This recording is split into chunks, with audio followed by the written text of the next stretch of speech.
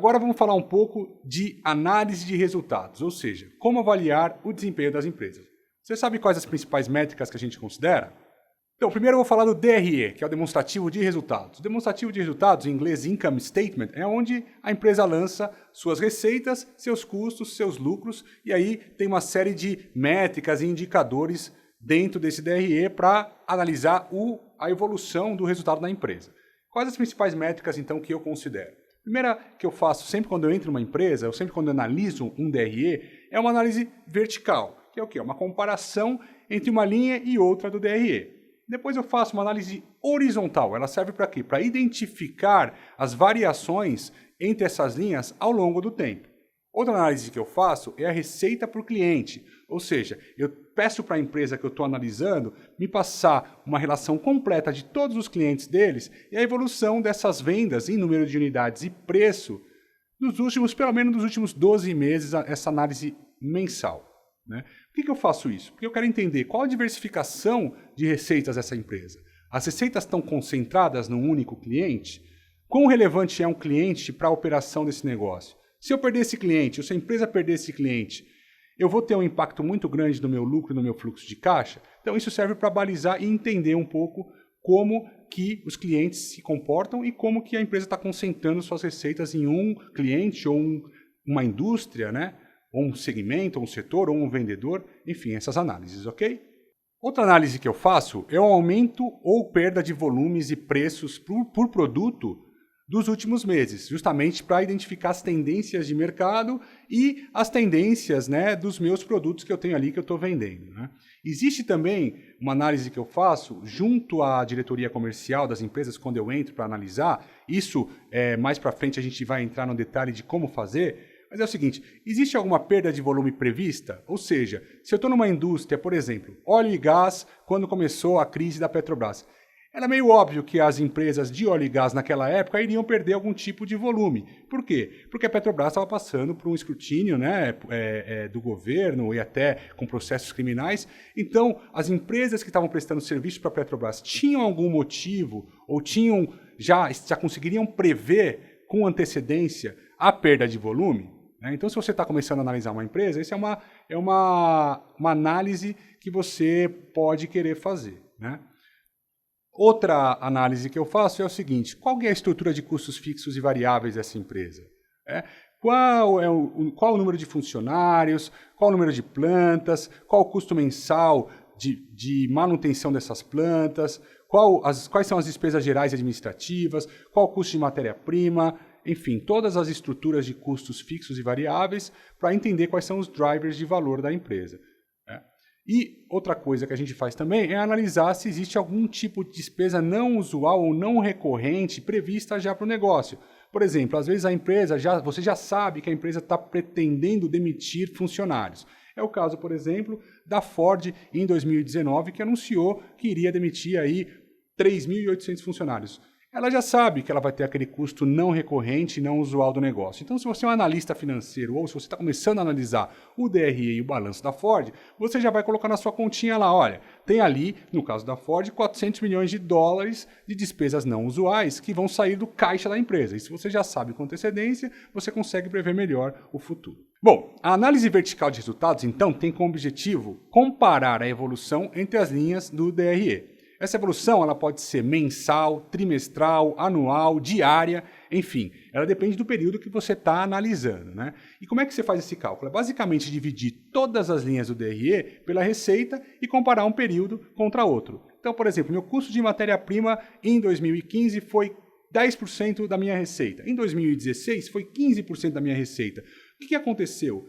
Obviamente eu tive um aumento no preço da matéria-prima em relação à receita. Por quê? Porque ou eu perdi receita, ou seja, ou a minha receita reduziu, e aí diversos fatores podem contribuir para isso, ou o meu custo de matéria-prima aumentou. Então essa é uma análise que a gente faz.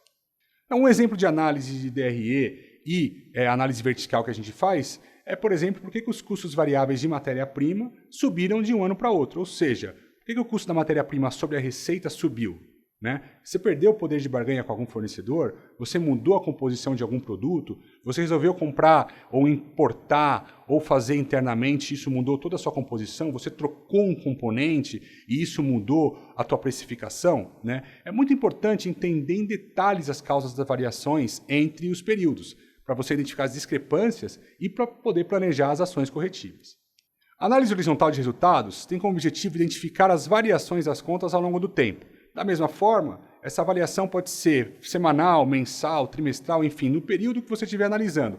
Óbvio que é muito importante você fazer a mesma análise horizontal e a vertical nos mesmos períodos. Né? Basicamente, dividir todas as contas do DRE de um ano pelo ano anterior e identificar as variações.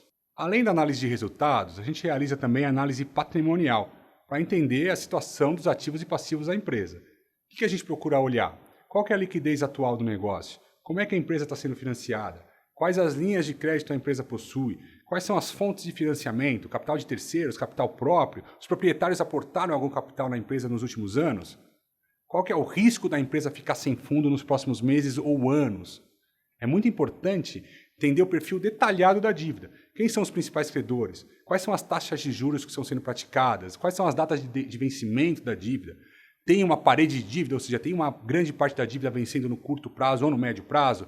Qual que é o impacto disso na liquidez da empresa? Será que a empresa vai ter como pagar essa dívida? A previsão de caixa está sendo refletida corretamente no balanço? Quais são os covenants dos contratos? Ou seja, quais são os indicadores mínimos que as empresas têm ou que a empresa que você está analisando tem que ter para não estar em default com as dívidas? Como que a distribuição das garantias da empresa? Todas as garantias estão dadas para os credores já ou tem garantias livres? Existem ativos disponíveis ou todos estão alienados? Né? E, muito importante também entender qual que é a necessidade de capital de giro do negócio, ou seja, quanto dinheiro a empresa precisa para operar. E ainda, para finalizar, a gente analisa o fluxo de caixa histórico do negócio. Muito importante entender quais são as principais fontes e usos de recursos. E aí também a gente tem duas formas de olhar: o fluxo de caixa direto e o fluxo de caixa indireto. O que é o fluxo de caixa direto? O fluxo de caixa direto é onde são demonstradas as principais linhas de recebimentos e pagamentos da empresa. Ele é feito a partir das evidências dos status bancários das entradas e saídas de caixa. E as fontes de informação são status bancários, relatórios de contas a pagar e receber, o planejamento de compras, o planejamento de vendas, o planejamento de produção. Você detalha exatamente as entradas e saídas de caixa e os usos de fontes. O que ela tem de vantagem, esse tipo de análise? Né? Você consegue ver melhor como o dinheiro da empresa está sendo aplicado, especialmente no momento de crise, que você tem que estar ali no controle do dia a dia da situação. É muito importante você saber onde é que seu dinheiro está sendo usado. E a desvantagem dela é que é mais difícil você conseguir informação, porque você tem que entrar em vários relatórios e conseguir casar eles para ter uma visão correta da aplicação do dinheiro da empresa. Mas é muito importante porque você consegue ter uma visão imediata do negócio. O fluxo de caixa indireto, você faz ele indiretamente. O próprio nome, já intuitivo, já diz. Você obtém ele a partir das contas da empresa, ou seja, do balanço e do DRE. E ele é ajustado por itens que não são caixa, ou seja, depreciações e amortizações, que às vezes contabilmente você lança nesses demonstrativos, mas não necessariamente eles estão saindo do dinheiro do caixa da empresa. Né? E as fontes de informação são basicamente o balanço e o DRE, o demonstrativo de variação patrimonial do negócio. Qual que é a vantagem? Ele é mais fácil de fazer, é muito mais fácil. Você pega o balanço do DRE e ele já sai automaticamente, só que ele não te dá uma visão muito correta e apropriada da situação do negócio naquele momento, porque ele pega uma visão mais estática, ele pega ali o fechamento mensal e você não consegue no dia a dia saber muito bem onde o dinheiro está sendo aplicado. Você não consegue, por exemplo, no fluxo de caixa indireto, saber para qual fornecedor o dinheiro está indo, saber para qual funcionário o dinheiro está indo, qual diretoria está usando mais ou menos dinheiro. É muito mais difícil, porque geralmente, as empresas não fazem esse controle no contábil, é mais no gerencial. Então, ela é uma visão indireta que serve para você fazer muito mais planejamentos de longo prazo do que de curtíssimo prazo. Mas ela é mais fácil de ser obtida e feita. Legal, pessoal. A gente aprendeu como fazer análise horizontal, como fazer análise vertical, como olhar para o balanço, como olhar para o DRE e como olhar para o fluxo de caixa passado. Para que é importante você saber tudo isso? Para você conseguir construir ou ter uma boa estimativa do futuro da empresa. Baseado nessa análise de dados históricos, você então consegue projetar o fluxo de caixa futuro e estimar qual vai ser o resultado da empresa. E o objetivo é simples, é tentar prever quais serão as necessidades de caixa da empresa para os próximos períodos. Para quê? Para você tomar correções, medidas corretivas em caso de falta de caixa. Principalmente numa empresa em crise, não existe caixa negativo. Não existe você fazer uma planilha financeira, uma demonstração de resultado, um fluxo de caixa e chegar num determinado mês e está faltando 30, 40, 50 moedas, 50 mil milhões de reais no caixa, porque a empresa não tem como se financiar ou é muito difícil ela se financiar no momento de estresse e crise. Então, para que você faz o fluxo de caixa futuro? Para identificar os gaps de caixa e tentar tomar ações corretivas, Como que geralmente eu faço o fluxo de caixa projetado? Para o curto prazo, eu faço um fluxo de 13 semanas. Por que 13 semanas?